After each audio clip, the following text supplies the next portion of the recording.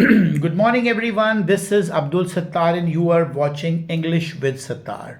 Today, we are going to discuss Lost Spring. It is written by Anis Jung. It's a very important lesson और अक्सर board exam में देखा गया है कि इसमें से क्वेश्चन आंसर्स पूछे गए हैं। दो क्वेश्चन आते हैं शॉर्ट विद चॉइस, यानी कि 3 क्वेश्चन आते हैं बोर्ड एग्जाम में और उसमें से 2 क्वेश्चन करने होते हैं। हर क्वेश्चन 4 मार्क्स का होता है।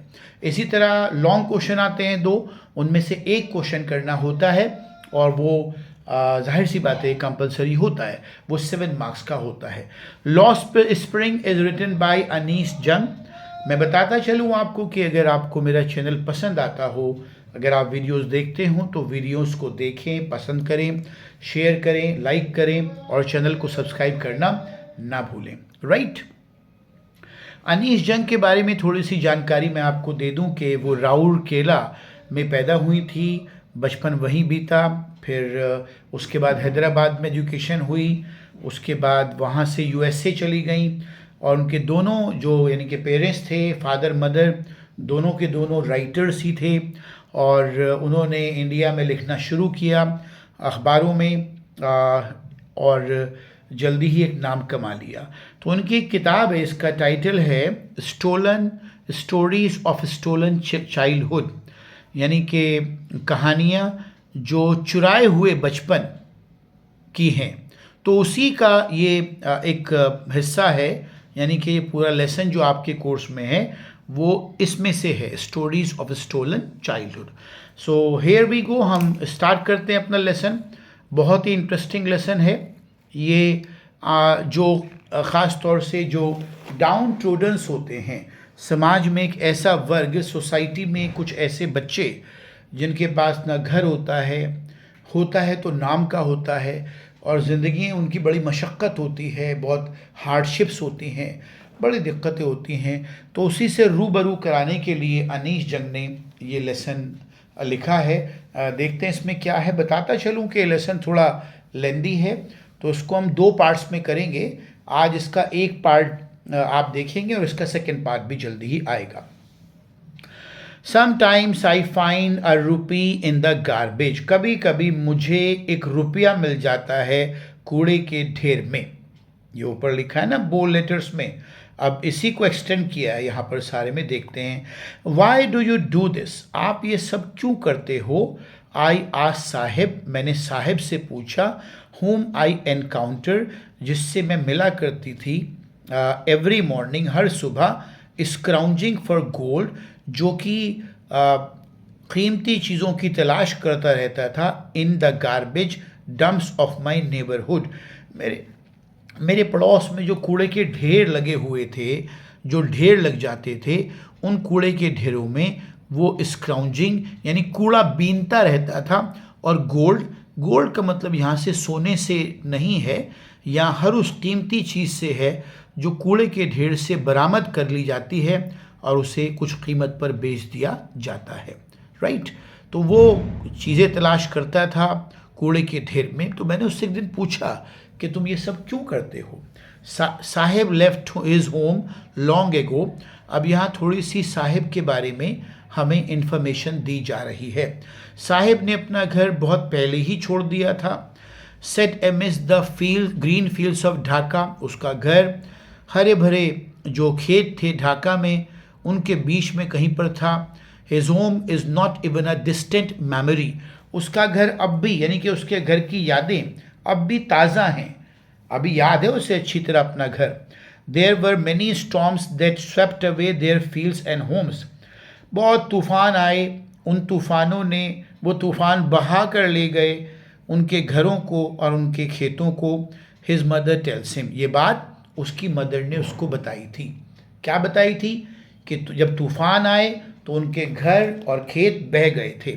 That is why they left, इसीलिए वो ढाका को छोड़कर आ गए थे। ढाका यानी कि बांग्लादेश की capital. Right.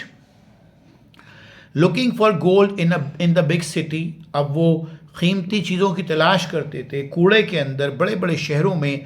Where he now lives, अब जहाँ वो रहता है। कौन? साहिब के बारे में बात हो रही है। तो ये इन्फॉर्मेशन दी गई है साहिब के बारे में।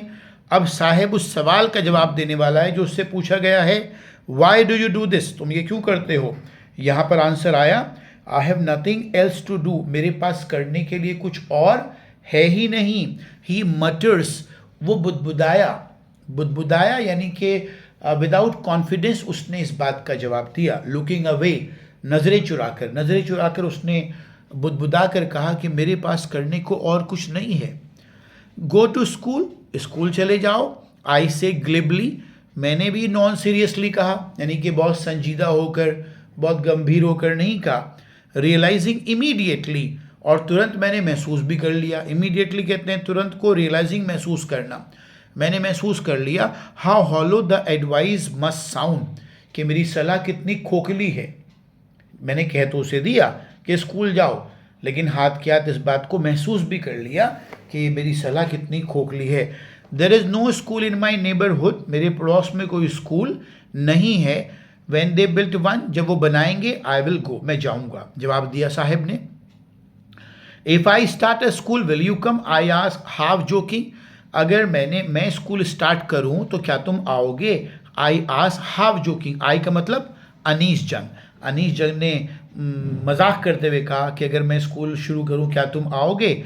येस ही सेज, हाँ मैं आऊँगा। स्माइलिंग ब्रॉडली, बहुत ही अच्छे से मुस्कुराकर उसने जवाब दिया। अ फ्यू डेज लेटर, कुछ दिनों के बाद, I see him running up to me, मैंने उसको देखा। मैंने का मतलब यहाँ पर अनीस जंग से है।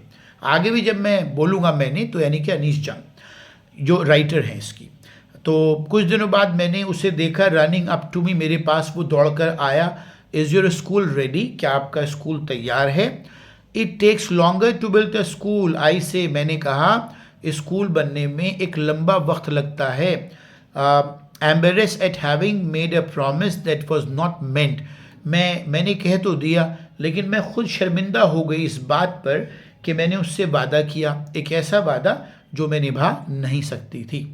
बट प्रोमिसेस लाइक माइन, लेकिन मेरी तरह किए गए वादे, abound in every corner of his bleak world, उसका जो ब्लीक वर्ल्ड था, उसकी जो अंधेरी दुनिया थी, जिसमें रोशनी नहीं थी, जिसमें उम्मीद नहीं थी, जिसमें कोई उम्मीद नहीं थी, तो ऐसी दुनिया में उससे इस तरह के वादे लोग करते रहते थे। After months of knowing him, उसे कुछ महीनों जान लेने के बाद उसे, I ask him his name, मैंने उससे उसका नाम पूछा। साहिब आलम, क्या जवाब मिला, साहिब आलम। ही अनाउंसेस, उसने घोषणा की मानो। He does not know what it means, वो नहीं जानता था कि साहिब आलम का मतलब क्या है। If he knew it meaning, अगर वो जान लेता कि साहिब आलम का मतलब क्या है, लॉर्ड ऑफ यूनिवर्स, यानी कि इस पूरे ब्रह्मांड का मालिक, यानी कि ईश्वर, यानी खुदा, भगवान। He would have a hard time to believe it, उसे यकीन ना होता, उसे इस बात पर यकीन ना होता कि उसका नाम जो है वो क्या है, पूरी कायनात का, पूरे ब्रह्मांड का मालिक। Unaware of what his name represent, वो जानता नहीं था कि उसका नाम का मतलब क्या है। ही रोम्स द स्ट्रीट, वो गलियों में टहलता था। विद हिज फ्रेंड्स, अपने दोस्तों के साथ। An army of barefoot boys, नंगे पाँव चलने वाली एक सेना बच्चों की। Who appears like the morning birds, जो सुबह के वक्त सुबह की चहकती हुई चिड़ियों की तरह आते थे। एंड डिसअपीयर एट नून, और दोपहर को गायब हो जाते थे, क्योंकि कूड़ा बीनने का काम वो सुबह सुबह करते थे। ओवर द मंथ्स, कई महीनों के बाद, I have come to recognise each of them, मैं उनमें से, उन कूड़ा बीनने वालों को, हर एक को पहचानने लगी थी। Sorry. Why aren't you wearing chappals, तुमने चप्पल क्यों नहीं पहनी हुई है। आई आस्क, मैंने पूछा। My mother did not bring them down from the shelf, उसने बहाना किया कि मेरी मदर उन्हें जो शू शेल्फ होती है, जहाँ जूते रखे जाते हैं, वहाँ से उतार कर मुझको देती ही नहीं। ही आंसर्ड सिंपली, उसने जवाब दिया। हालांकि ये बहाना था, क्योंकि वो तो बेचारे, उनका तो घर का कोई ठिकाना ही नहीं था, सर छुपाने की जगह ही नहीं थी, तो शू शेल्फ उनके पास कहाँ से होता। इवन इफ शी डिड, अगर मान लो उसको वो दे भी देती, यानी कि जूते उतार कर, he will throw them off, उन्हें फेंक देता। एड्स अनदर, एक और लड़के ने कहा, ये क्या कहा कि अगर माँ, उसकी मम्मी उसको जूते दे भी देती तो वो फेंक देता। Who is wearing shoes that do not match. उस लड़के ने जवाब दिया, ये कहा, जो ऐसे जूते पहन रहा था जो मैच नहीं करते थे, यानी कि अलग अलग तरह के थे वो। When I comment on it, जब मैंने जूतों की तरफ इशारा किया कि तो भाई अलग अलग जूते हैं, he shuffles his feet and says nothing, उसने अपने पैरों को इधर उधर सरकाना शुरू कर दिया और कुछ कहा नहीं। आई वॉन्ट शूज, मैं जूते चाहता हूँ, सेज अ थर्ड बॉय, तीसरे लड़के ने कहा, who has never owned a pair all his life, जिसने कभी जूते लिए ही नहीं थे अपनी पूरी जिंदगी। Travelling across the country I have seen children walking bear foot. जब मैं थोड़ा सा मैंने विचरण किया, जब मैं इधर उधर घूमी पूरे देहात में, तो मैंने महसूस किया कि बच्चों ने जो है जूते चप्पलें नहीं पहने हुए हैं, बल्कि वो नंगे पांव ही घूम रहे हैं। इन सिटीज़, शहरों में भी, ऑन विलेज रोड, और गांव के जो रास्ते हैं वहाँ पर भी। It is not lack of money, ये पैसे की कमी की वजह से नहीं था, but a tradition to stay barefoot, ये एक परंपरा थी कि नंगे पाँव रहना है। और ये बात सच भी है, लगभग 40-50 साल पहले ज़्यादातर लोग भारत में नंगे पाँव ही रहा करते थे, नंगे पाँव ही सफ़र करते थे। इज़ वन एक्सप्लेनेशन, ये एक एक्सप्लेनेशन था, मतलब यही कहा करते थे कि भाई पैसे की बात नहीं है, बस परंपरा है नंगे पाँव घूमने की। I wonder if this is only an excuse to explain away a perpetual state of poverty. मैं कभी कभी सोचती थी कि क्या ये बहाना है बताने का या छुपाने का, किस चीज़ को? Perpetual state of poverty. Perpetual कहते हैं हमेशा रहने वाली, स्टेट ऑफ पॉवर्टी यानी कि गरीबी की दशा। देखिए जो वर्ड्स नए आ रहे हैं ना, इनको आप अच्छे से सीख लें, याद कर लें, जहन में रखें ज़रा। तो अपनी गरीबी को छुपाने का बहाना था या सच में ऐसा था, मैं डिसाइड नहीं कर पाई। Sorry. I remember a story of a man from Udupi. मुझे याद है एक कहानी सुनाई गई थी उडुपी के एक व्यक्ति के द्वारा। वंस टोल्ड मी, उसने कहा था, एज अ यंग बॉय, एक लड़के के रूप में, he would go to school past an old temple. जब वो स्कूल जाता था तो वो एक मंदिर के पास से गुजरता था। Where his father was a priest, जहाँ उसके पिता एक पुजारी थे। He would stop briefly at the temple, वो रुकता था टेम्पल पर, and pray for the pair of shoes, और जूतों के लिए दुआ करता था कि उसको जूते भगवान दे दे। 30 years later I visited his town and the temple. 30 सालों के बाद जब मैं पहुंचा उस शहर में, तो उस मंदिर के पास, which was now drowned in an air of desolation, जहाँ पर अब मतलब पूरी तरह से एक तरह से उदासी छा गई थी। इन द बैक यार्ड, पीछे की तरफ, where live the new priest, जहाँ नया एक पुजारी रहता था। There were red and white plastic chairs, वहाँ पर लाल और सफ़ेद रंग की कुछ कुर्सियाँ रखी हुई थी। A young boy dress in a grey uniform, एक लड़का जो है उसने ग्रे कलर की यूनिफॉर्म पहनी हुई थी। वेयरिंग सॉक्स एंड शूज़, और जो जूते और सॉक्स पहने हुए था। Arriving painting and through a school bag on a folding bed, वो आया, पेंटिंग कहते हैं हाँपना, यानी कि दौड़ दौड़ कर वो आ रहा था, तो सांस उसकी फूल गई थी। वो आया स्कूल से, उसने अपना बैग फेंका फोल्डिंग बेड पर। Looking at the boy I remember, उस लड़के को देखकर मुझको याद आ गया। I remember the prayer another boy had made to the goddess, के देवी से जो प्रार्थना की गई थी उस लड़के के द्वारा कि उसे जूते दे दे।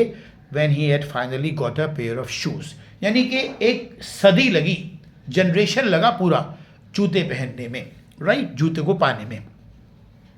Let me never lose them, अब मैं इनको खोऊंगा नहीं।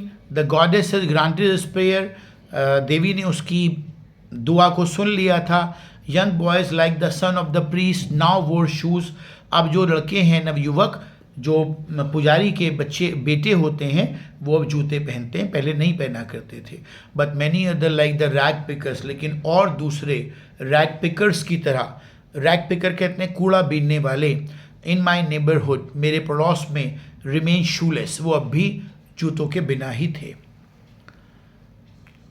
आगे वो कहते हैं, my acquaintance with the barefoot rag pickers यानी कि अनीश जंग आगे बता रही हैं कि मेरा परिचय जो था इन बेयर फूट, इन नंगे पांव चलने वाले रैग पिकर्स के साथ लीड्स मी टू सीमापुरी। मैं इनके घर पहुंच गई, जो कहाँ पर था, Seemapuri, a place on the periphery of Delhi. Periphery कहते हैं बाहर का इलाका, दिल्ली से बाहर का इलाका। ये जो सीमापुरी था उस समय दिल्ली के बाहर का इलाका कहा जाता था, बाहर बसा हुआ था। अब तो दिल्ली के अंदर ही है ये। Yet miles away from it, और कई मील की दूरी पर था ये। जो मेन दिल्ली थी, जो पुरानी दिल्ली है, उससे बहुत मीलों की दूरी पर। मेटाफोरिकली अगर आप प्रैक्टिकली देखें, अगर आप प्रैक्टिकली देखें, व्यवहारिक रूप से देखें, तो बहुत दूर था। Those who live there are squatters who came from Bangladesh. ये जो यहाँ रहते थे वो दरअसल स्क्वेटर्स थे, जो भाग कर आए थे। कहाँ से, बांग्लादेश से। बैक इन 1971, 1971 में, यानी कि 1971 में जब वॉर हुआ था हमारा पाकिस्तान के साथ, तो पाकिस्तान दो टुकड़ों में बंट गया था। उसका जो एक टुकड़ा था वो कहलाया बांग्लादेश। ठीक है।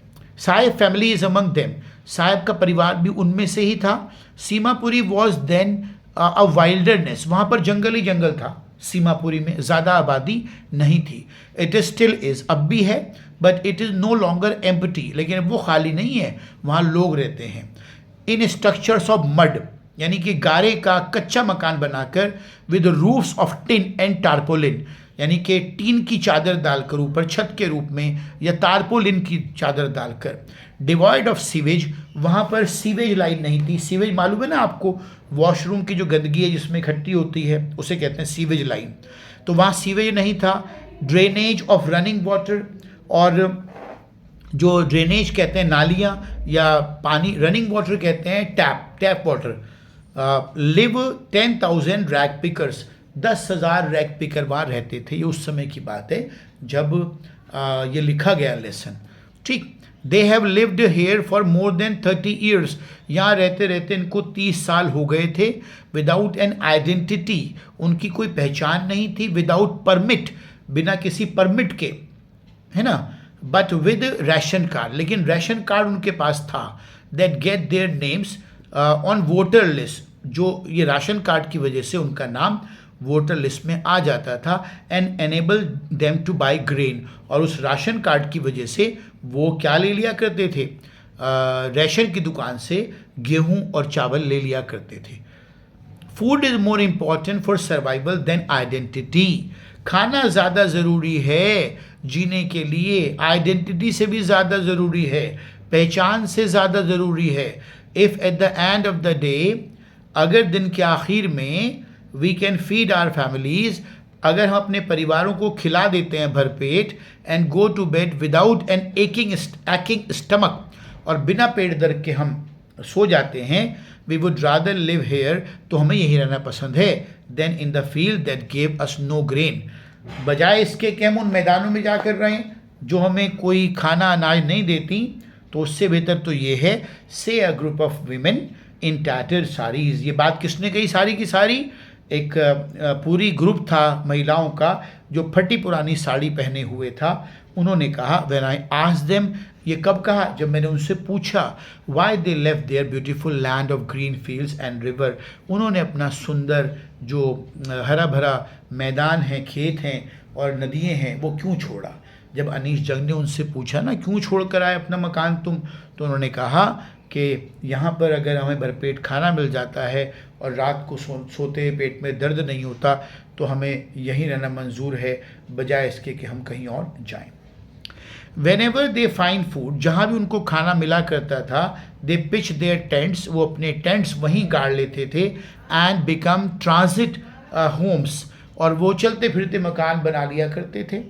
Children grow up in them, बच्चे वहाँ पैदा होते थे और बड़े होते थे। Becoming partners in survival, वो जो जीने की जद्दोजहद थी, सर्वाइवल कहते हैं जीना, संघर्ष करना, ठीक, तो उसमें उनका साथ दिया करते थे। बड़े होकर वो भी उनके उसी काम में हाथ बटाया करते थे, और उनका मेन काम था रैग पिकिंग, यानी कि कूड़ा बीनना।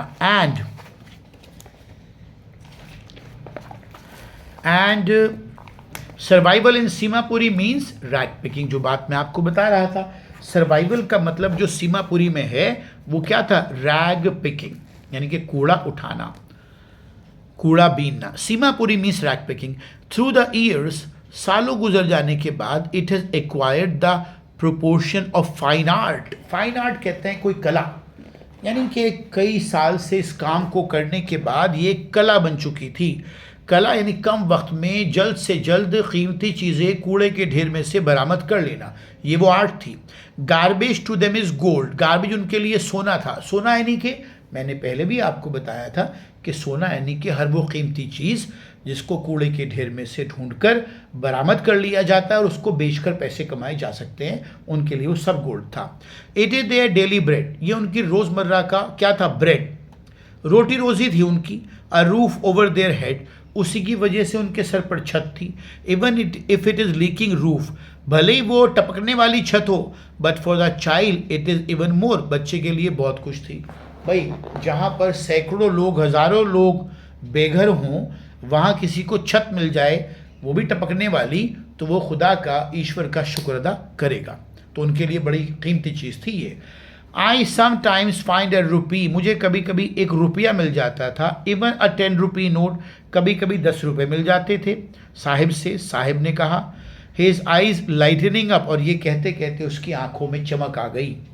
When you can find a silver coin in a heap of garbage, जब मिल जाता है ना एक चांदी का सिक्का कूड़े के ढेर में, हीप कहते हैं ढेर को, यू डोंट स्टॉप स्क्राउंजिंग, आप और जल्दी जल्दी उसमें तलाशना शुरू कर देते हैं, आपके हाथ और तेज़ी के साथ चलना शुरू हो जाते हैं। For there is hope of finding more, क्योंकि उम्मीद बन जाती है कि और ज़्यादा भी मिल सकता है। It seemed that for children garbage has a meaning different from what it means to their parents. ऐसा लगा कि बच्चों के लिए जो कूड़े का, गार्बेज का मतलब था वो कुछ अलग था, और बड़ों के लिए उसके मायने कुछ अलग थे।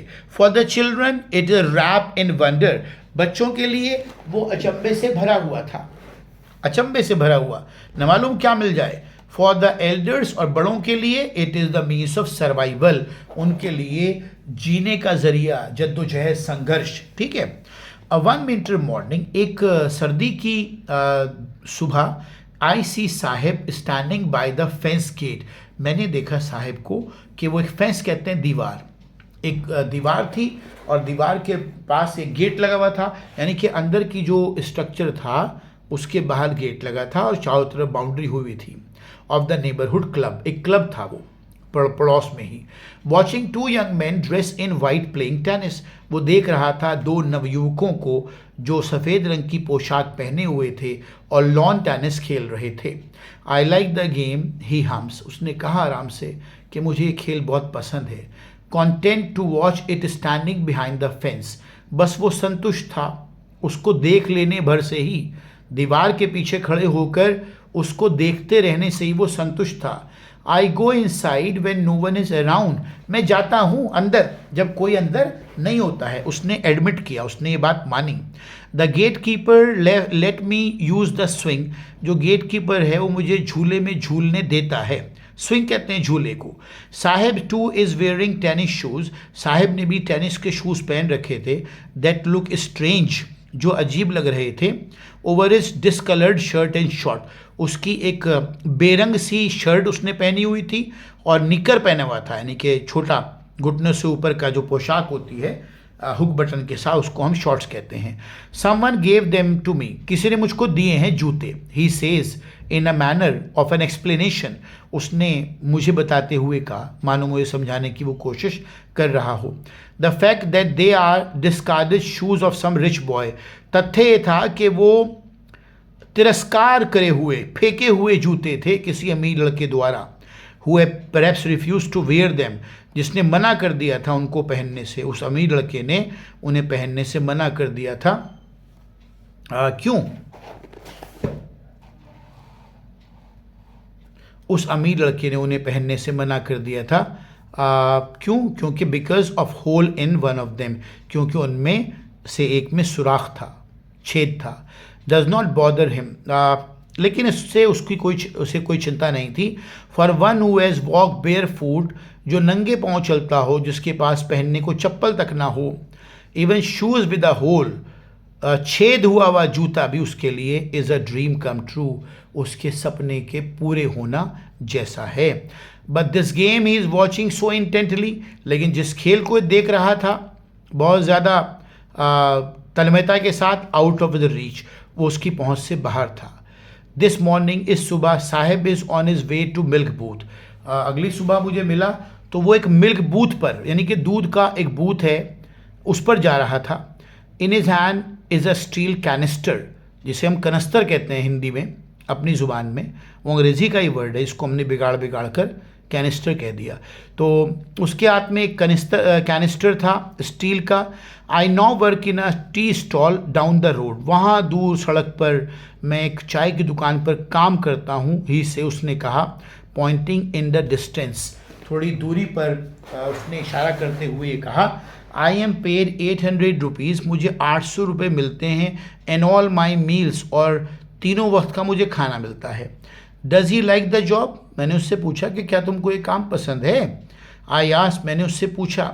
हिज फेस आई सी, उसका चेहरा, has lost the care free look, एक जो चंचल सी लुक थी उसके चेहरे पर, बिल्कुल आज़ादाना, इंडिपेंडेंट, वो ख़त्म हो गई थी।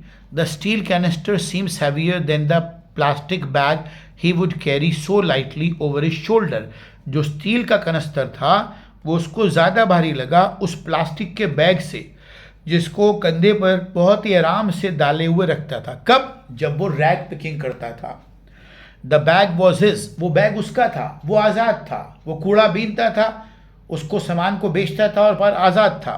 The canister belong to man, लेकिन एक कनस्तर उस व्यक्ति से संबंधित था, who owns the tea shop, जो उस चाय की दुकान का मालिक था।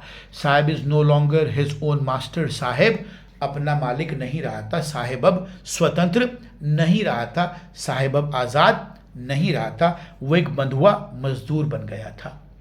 तो ये चैप्टर 2 पार्ट्स में है, जैसा कि मैंने आपको बताया अभी, और इसमें जो है इसका जो नेक्स्ट पार्ट है वो हम नेक्स्ट वीडियो में शेयर करेंगे।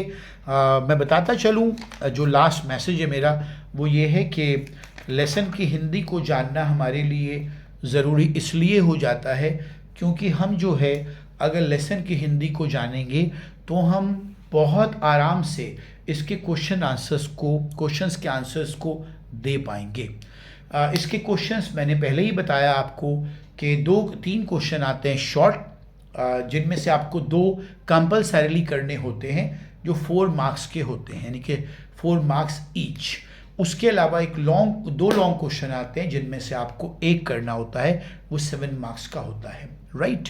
तो ये तभी पॉसिबल हो पाएगा जब आप इसकी हिंदी को अच्छे से कर लेंगे। तो हिंदी को कर लेने के बाद आपको आंसर्स को रटने की ज़रूरत महसूस नहीं होगी। You won't feel that you have to cram or you have to mug up the answers. आप अगर अच्छे से लेसन की हिंदी को जानते हैं, आपको याद है कि स्टोरी क्या है, तो आप बहुत ही आराम से क्वेश्चंस के आंसर्स को दे पाएंगे। आप बना बना कर लिख सकते हैं without any problem, right. Board exam important होता है और आपको इसकी तैयारी बहुत सीरियसली होकर करनी पड़ती है। इंग्लिश में नंबर कम आते हैं उन लोगों के जो मेहनत नहीं करते, थोड़ा आउट ऑफ वे जाकर आपको मेहनत इसमें करनी पड़ती है। अब मैं बताता चलूँ आपको कि ये चैनल जो है बेसिकली इसमें हम शॉर्ट वीडियोस बनाते हैं जिनमें बहुत सारी इम्पॉर्टेंट टिप्स होती हैं इंग्लिश के ईडियम से वर्ड्स को सीखने की। इसके अलावा हम इसमें ग्रामर की बहुत सारी वीडियोस मैंने अपलोड करी हुई हैं। ग्रामर की जो बेसिक ग्रामर है उसको आप सीख सकते हैं। इसके अलावा कुछ जो इम्पॉर्टेंट टिप्स हैं एग्जामिनेशंस की वो भी मैं इसमें बनाकर डालता रहता हूँ। तो मेरे ख्याल से बहुत सारी वीडियोस हैं। You can go to channel, आप इसे सब्सक्राइब करें, इसको वीडियोस को लाइक करें और इन्हें शेयर भी करें। एंड आई होप दैट इसमें अगर आप थोड़ा सा सीरियस होकर इसको पढ़ेंगे तो मेरे ही चैनल पर आपको अपनी पसंद की बहुत सारी वीडियोस मिल सकती हैं। ना सिर्फ पसंद की बल्कि आपकी जो ज़रूरत है अंग्रेज़ी को सीखने की, इंग्लिश को सीखने की, जो आपकी एक नीड है, आजकल की जो नीड है वो इंग्लिश को सीखने की, वो सारी ज़रूरतों को, सारी नीड्स को ये पूरी करता है मेरा चैनल। तो इसको सब्सक्राइब करें और वीडियोस को लाइक करें और चैनल को सब्सक्राइब करना ना भूलें। So okay, that's all for the day. I will meet you with another video. Bye bye.